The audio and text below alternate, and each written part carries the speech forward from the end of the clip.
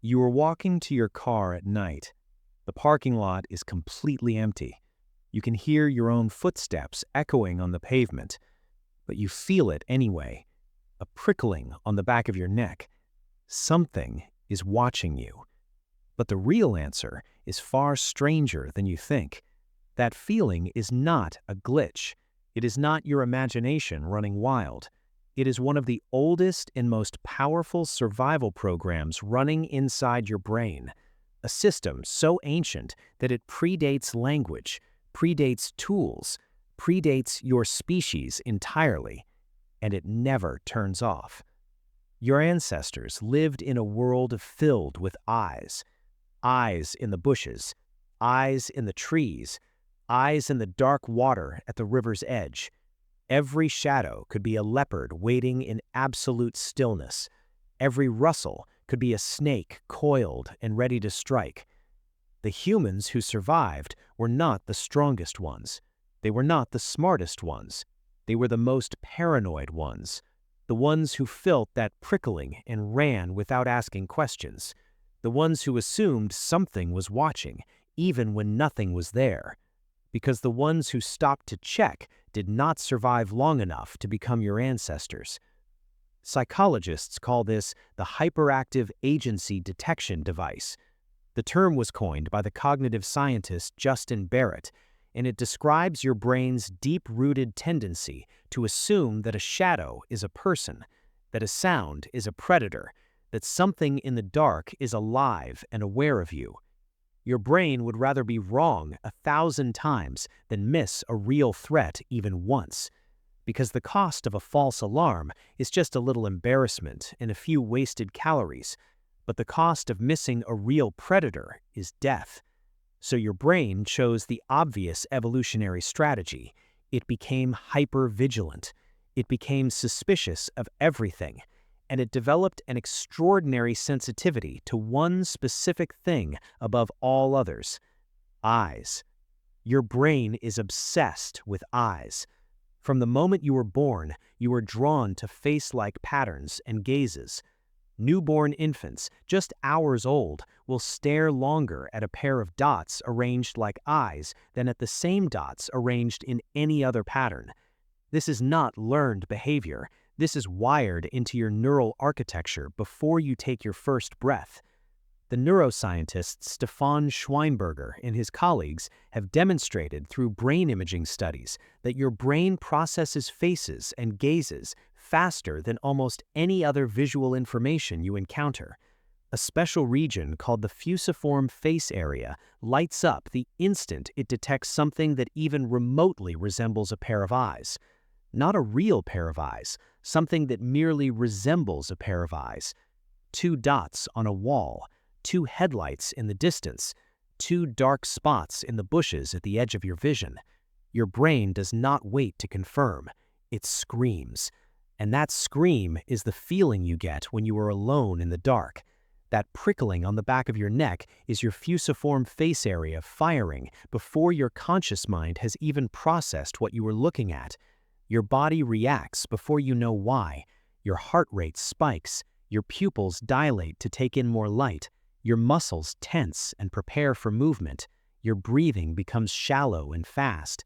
All of this happens in less than 200 milliseconds. Before you can think, before you can reason, before you can tell yourself that it is probably nothing, your ancient defense system has already made its decision. Something is watching. Run. But here's where the story gets truly strange. Your brain does not just detect eyes, it invents them. The psychologist Colin Clifford and his research team at the University of Sydney discovered something remarkable about how the human brain perceives gaze direction. They found that when the visual information is ambiguous, when it's genuinely unclear whether someone or something is looking at you, your brain does not default to a neutral or safe position. It defaults to the most dangerous assumption. It assumes you are being watched every single time. Your brain biases its perception towards being observed. It fills in the gaps with the most threatening possibility available. Two blurry shapes in your peripheral vision are not just shapes. They are eyes, and they are looking directly at you. This is why you feel watched in the dark, even when there is absolutely nothing there. Your brain is not malfunctioning. It is performing exactly as it was designed to perform over hundreds of thousands of years of brutal natural selection. It constructs a world that is slightly more dangerous than reality, because a slightly more dangerous world is a world you survive in long enough to reproduce. Now, consider what this means for your everyday life. You walk into a room and feel like everyone turned to look at you. Maybe they did, maybe they did not. Your brain has already decided they did. You're in a meeting and you feel like your boss is staring at you. You glance over to check. She's looking at her phone, but the feeling lingered long after you confirmed it was false. You're on a crowded train and you sense someone's gaze on the back of your head. You turn around. The person behind you is reading a book, but the prickling was real. The feeling was real. The eyes were not. This system served your ancestors beautifully for hundreds of thousands of years on the African savanna. Every false alarm was a small price to pay for the one time the alarm was real. The leopard in the tall grass does not give you a second chance. The snake on the low branch does not wait for you to confirm its presence. The crocodile at the riverbank does not announce itself. The humans who hesitated, the ones who needed proof before they reacted, did not become your ancestors. The ones who bolted at the first hint of eyes, the ones who trusted the prickling on their necks, did become your ancestors, and they passed that system down to you, intact and unchanged. But your world has changed faster than your brain can update. You no longer live on the open savanna.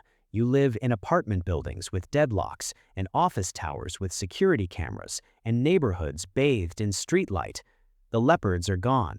The snakes are in glass terrariums. The crocodiles are in nature documentaries. But the system is still running. It is still scanning every shadow. It is still assuming that every blurry shape, every unexplained sound, every flicker in your peripheral vision is a pair of eyes locked onto you. And it's not just dark parking lots that trigger this response. Modern life is full of ambiguous stimuli that hijack this ancient circuitry. Security cameras mounted on buildings, webcams perched on top of your laptop screen, that little green light that tells you your camera is active, targeted advertisements that know what you searched for yesterday, the eerie feeling that someone, somewhere, is watching your every move. In the ancient world, being watched meant being hunted. It meant that something with sharp teeth had picked up your scent and was calculating the shortest distance to your throat. In the modern world, being watched means something very different. It means algorithms and data points and behavioral profiles. But your brain doesn't know the difference. It cannot tell the difference between a leopard crouching in the bushes and an algorithm tracking your clicks across a website. The same circuit fires in both cases. The same prickling sensation crawls across the back of your neck. The same ancient voice whispers that something out there is aware of you. And in a world of data collection and surveillance and constant connectivity, that voice never goes quiet. There's something else going on here too, something even deeper.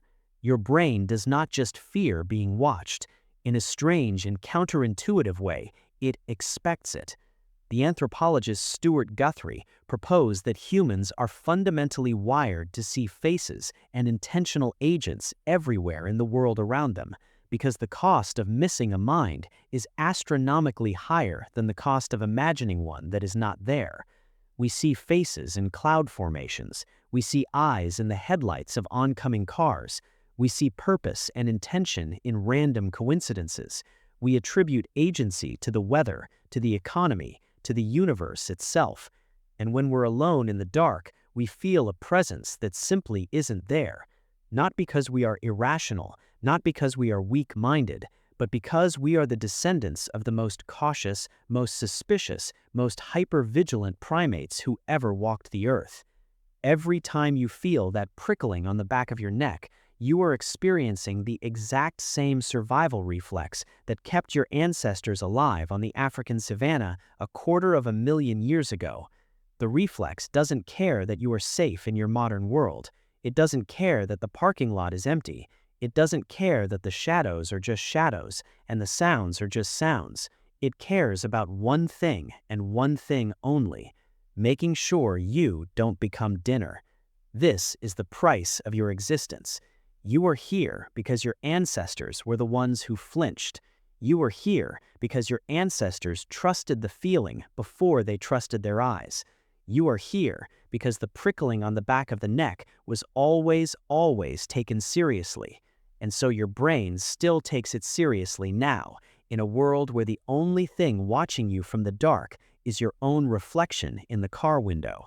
So, the next time you are walking to your car at night and you feel it, that familiar prickling on the back of your neck, remember what is really happening. You are not crazy. You are not imagining things. You are walking to your car at night with the most ancient alarm system on Earth screaming inside your skull, exactly as it was designed to do.